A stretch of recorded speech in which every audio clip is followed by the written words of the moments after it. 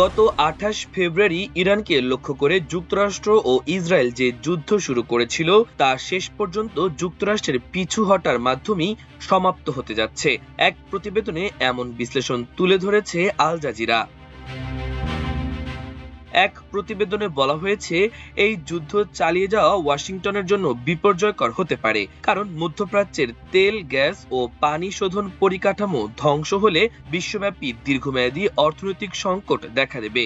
Iran এমন এক পর্যায়ে রয়েছে যেখানে তারা যুক্তরাষ্ট্রকে এমন চড়া মূল্য দিতে বাধ্য করতে পারে যা বহন করা ওয়াশিংটনের পক্ষে অসম্ভব।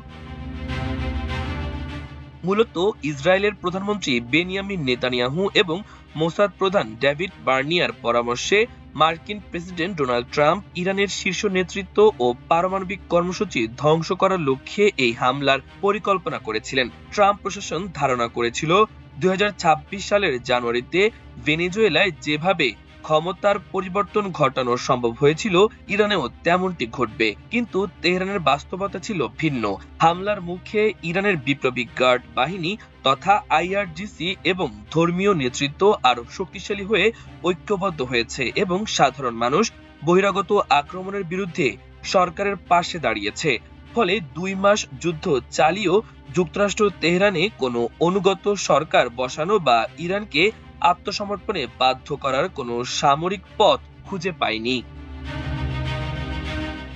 যুক্তরাষ্ট্রের এই ব্যর্থতার পেছনে বেশ কিছু গুরুত্বপূর্ণ কারণ রয়েছে। প্রথমত, মার্কিন নেতৃত্ব ইরানের ৫,০০০ বছরের ইতিহাস ও সাংস্কৃতিক শক্তিকে অবমূল্যায়ন করেছে।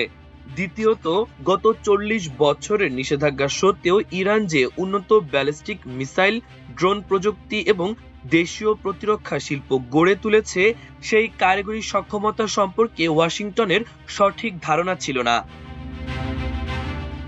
বর্তমানে যুদ্ধের প্রযুক্তি ইরানের অনুকূলে চলে গেছে।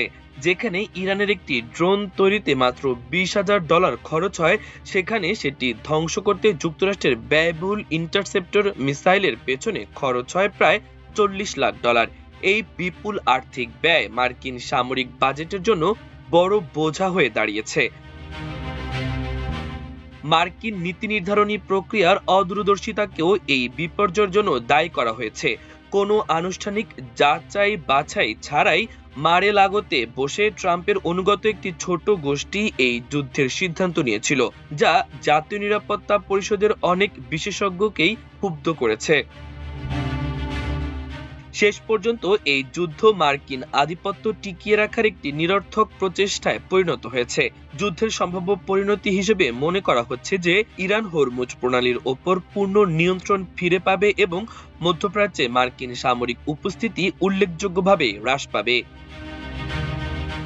তবে ইরান প্রতিবেশী দেশগুলোর ওপর চড়াও হবে না, কারণ রাশিয়া ও চীনের প্রভাবে একটি স্থিতিশীল আঞ্চলিক পরিবেশ বজায় রাখাই তেহরানের দীর্ঘমেয়াদী কৌশলগত রক্ষা। মার্কিন প্রশাসনের জন্য এখন সময় এসেছে আন্তর্জাতিক আইন ও কূটনীতির পথে ফিরে আসার।